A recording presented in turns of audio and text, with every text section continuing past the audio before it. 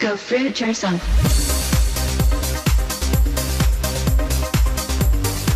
The time has come in America to launch an intensive campaign to find a cure for cancer. Our recovery plan will invest in electronic health records. It will launch a new effort to conquer a disease that has touched the life of nearly every American by seeking a cure for cancer in our time. Since the war on cancer began in 1971, more than 14,800,000 Americans have died from some form of the disease.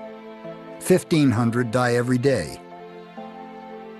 That's 565,000 men, women, and children in 2009 alone. More people will die from cancer in this country in the next 3 years than all the American soldiers who died fighting since the American Revolution. From 1920 to the present time, we have made little or no progress in the treatment of adult cancers. So a person who gets prostate cancer or breast cancer today will live as long as a person who got it in 1920. No big change.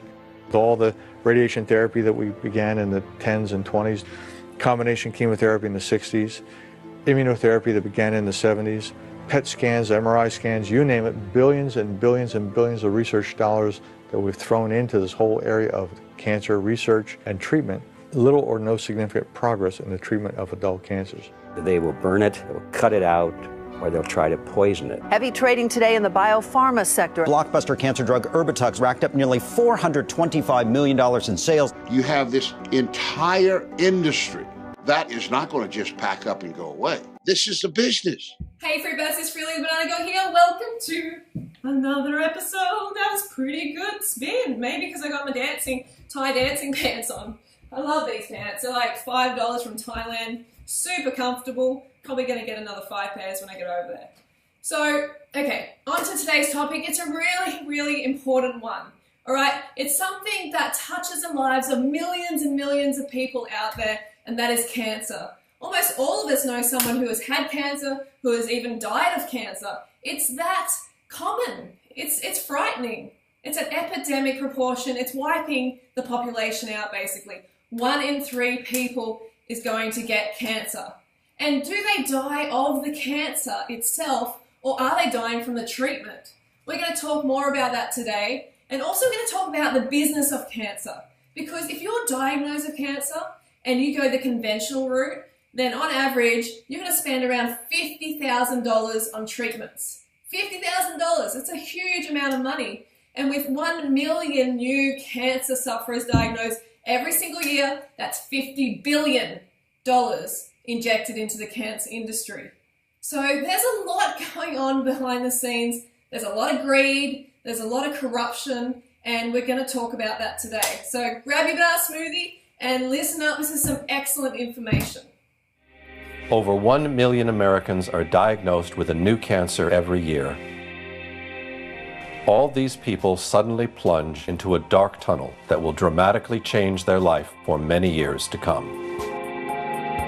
Faced with an apparently endless chain of medical tests, examinations, second opinions, medications, new tests, surgical operations, support therapies, and follow-up checks, they find themselves at the complete mercy of the disease. While in that tunnel, each patient feeds an immense medical apparatus that employs hundreds of thousands of people and generates millions and millions of dollars for the medical and pharmaceutical industries. From research laboratories to medical schools, from prevention clinics to worldwide drug sales. Today, the cancer medical apparatus is so large and expensive that it needs its patients in order to survive. Okay, it seems crazy to me. I don't know, does it seem crazy to you that we keep doing the same thing over and over and over again and expecting a different result? We keep using the same conventional model over and over, but hey, it's not working. With a success rate of about 2 to 3%, why do we keep using it? There's a very good reason. I'll never forget walking into the hospital that day. My father's cancer had spread. There was nothing they could do but give him 6 months to live and send him home to die. I remember the doctor well. He was a kind man with a difficult job. I admired my father's courage as he grappled with the news of his impending death. Years later, I met Mary Harrington. I was diagnosed with malignant melanoma. At that point, he gave me 3 to 6 months to live. How long was it before you started to notice changes? I didn't die. So I knew something was happening. As a matter of fact, we were cleaning vegetables and my son turned around and said, "Mom, weren't you supposed to have..." And I said, "Been gone by now?" "Yes, but here, it's 7 months and I'm still here."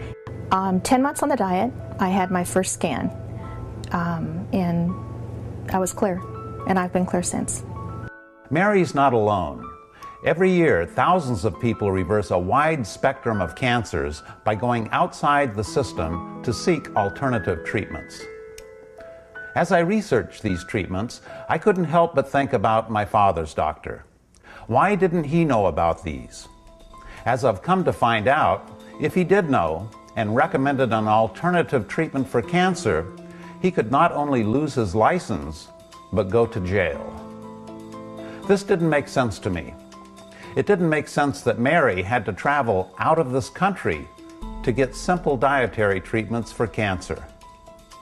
Over the years, I've come to learn that when something doesn't make sense, if you follow the money, you'll usually find the answer.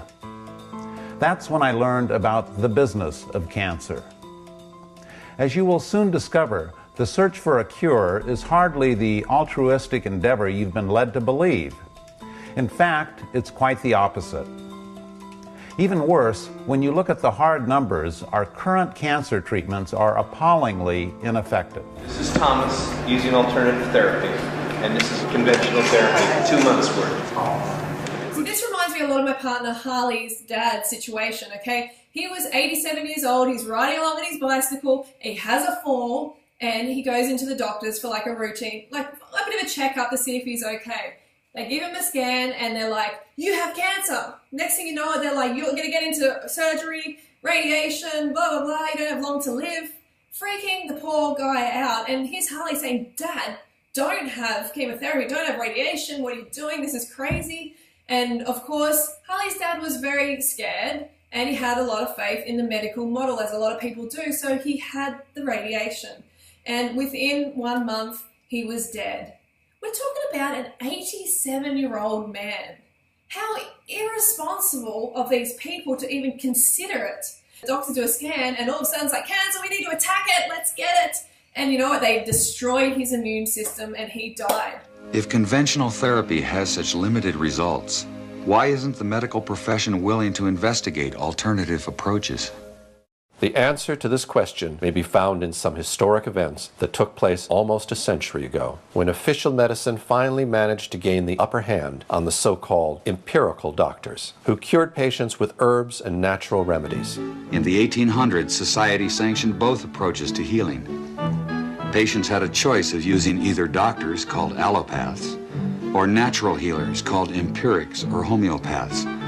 The two groups waged a bitter philosophical debate. The allopathic doctors called their approach heroic medicine. They believed the physician must aggressively drive disease from the body. The allopaths used 3 main techniques. They bled the body to drain out the bad humors. They gave huge doses of toxic minerals like mercury and lead to displace the original disease. They also used surgery, but it was a brutal procedure before anesthesia and infection control. Few patients were willing to have surgery. Most patients feared allopathic methods altogether. Satirists of the day remarked that with allopathic treatment, the patient died of the cure. A drug industry grew out of the booming patent medicine business. The doctors changed educational standards and licensing regulations to exclude the empirics. Soon, only AMA-approved doctors could legally practice medicine. In a brief 20 years, the AMA came to dominate medical practice. Organized Medicine launched a media campaign to associate the empirics with quacks. The code word for competition was quackery. So not only did the natural doctors get pushed out by the wealthy conventional model, But they also got blackened. Their name got blackened. They got called quacks, okay? Anyone who wasn't practicing the conventional way was a quack.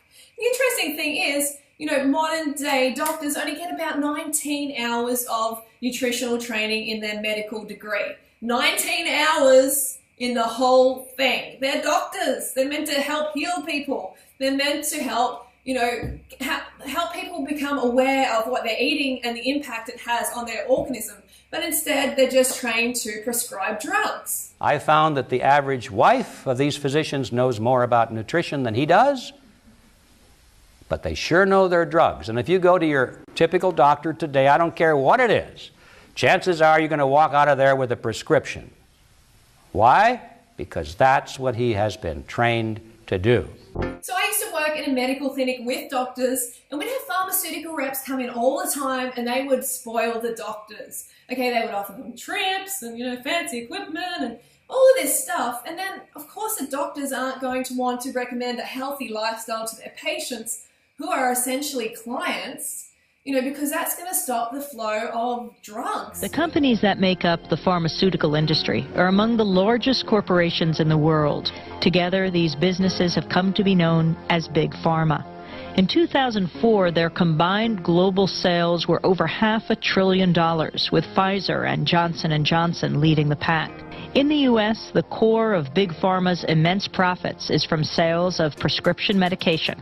And since these drugs can only be prescribed by medical professionals, most of the industry's promotional and marketing activities are directed at doctors, pharmacists, and other healthcare providers. This starts out at the first day of medical school, and in many medical schools, even the incoming students that, you know, are 2 years away from seeing a patient will start to get gifts from the pharmaceutical industry. And as these students get farther along in their medical education, the interactions and the gifts escalate to free lunches, to dinners. Champagne, brunches, happy hours, New York jet tickets. No matter where you spend the money, you make money. And my boss always told me, don't worry about it. There'll always be more funding. Spend what you can. In fact, if I give you $100,000 to spend, Gene, I want you to spend $200,000. Before 1980, most clinical research was funded by the National Institutes of Health. During the 90s, most of that research got pulled out of universities and was brought to for-profit research organizations. Okay, so let's have a look at how successful conventional medicine really is. The fight against cancer, we've had this war against cancer since 1971. So let's have a look how effective it is. A cure is just around the corner has been the standard public relations pitch used to pump money into the cancer industry. The medical community has been working on a cure for well over 100 years. The war on cancer was simply a massive infusion of funds, which ended up creating a bloated and ineffective medical bureaucracy. Some of those involved in the war saw this from the very beginning.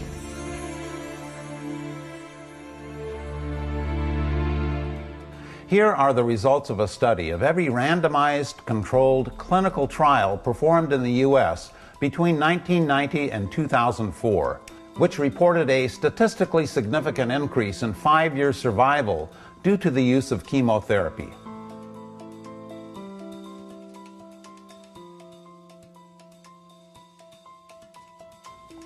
What you see are goose eggs, or near goose eggs, for all of our major cancers. The medical profession generally considers any drug with less than 30% effectiveness to be no better than a placebo. What you see from studies conducted over the last 50 years is that for our major cancers, the effectiveness of conventional treatments is far less than a sugar pill. So if the effectiveness of the conventional approach is no better than a sugar pill, no better than a placebo effect, and actually bad for you because you're poisoning yourself, then we need to look elsewhere for the answer. And the answer lies in your lifestyle. Today, ABC News has gone pink across every broadcast, saluting Breast Cancer Awareness Month and the search for a cure. But tonight we're also asking about prevention, specifically which women get the least breast cancer and why. ABC's chief medical editor, Dr. Richard Besser, brings us the answer. Ask Mao Shiying in the Chinese countryside. A perfect example of what can happen if you eliminate breast cancer risks. I have heard of breast cancer, but I don't know anyone who's ever had it. Not in her village or in any village she knows. Rural Chinese women like Mao have the lowest rates in the world. She eats mostly rice and vegetables, little meat, little fat, which lowers her risk. A healthy weight and exercise lower it more. So here's what it looks like to have the lowest risk in the world. But if Chinese women like Mao move to the United States, studies show that within a generation, her daughters would have the same risk as an American woman, the highest risk in the world. Our bodies cure cancer every day of our lives, and the difference between prevention and reversal is one of degree, not kind. In fact, the average American has 6 bouts with serious cancers during their lifetimes. That is, they actually reversed serious cancers 6 times in their lives without even knowing it. Those with healthy immune systems don't know about the battle their bodies are waging. Those with weakened immune systems will find out about these battles in the hospital. The foundation of a good immune system is diet. A good diet enables us to reverse cancer every day of our lives. So there's a reason why the rural Chinese are having such great success with cancer and we're struggling with it, because they're eating most of the calories from a plant-based diet and they're active. There isn't really a lot to it, folks. You know, it is very simple, but the mainstream medical model doesn't want you to think that. They want you to be in fear. So then you cooperate. You get your chemo, you get your radiation, you basically do what you're told, because then you're making money for them. You're making a lot of money. There's so much money that is injected into this cancer industry, as you've seen from this video. So you need to take your health responsibility into your own hands. Your sickness is unfortunately the medical model's like wealth. They're lining their pockets while you're getting sicker and sicker and dying. So take your health responsibility into your own hands and follow a plant-based diet. It's been shown time and time again to be the healthiest way to eat, to actually reverse cancer. So before you just run in there and get all fearful and go and get the chemo or the radiation, explore a plant-based diet. You will not regret it. Now you have the knowledge, so put it into action. All right, so I hope that helped. I will see you later on in the week. Don't forget to go fruit or root yourself. I'll see you soon.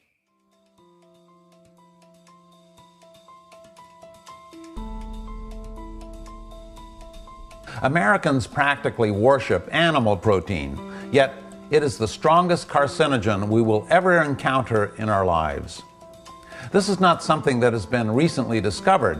It's something that has been ignored due to our obsession with eating meat.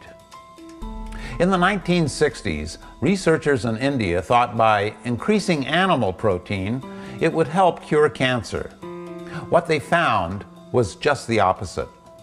In 100% of the cases, increasing the consumption of animal protein caused cancer. Cancer was only triggered with animal protein. In further experiments, they found that regardless of how many carcinogens entered the body, the development of cancer was totally dependent on how much animal protein was consumed. In other words, the consumption of animal protein makes us more susceptible to cancer. This is one reason why populations such as the Okinawans and other groups who eat plant-based diets have much lower cancer rates. In effect, their plant-based diets form a green light around them, protecting them from cancer. Banana Girl.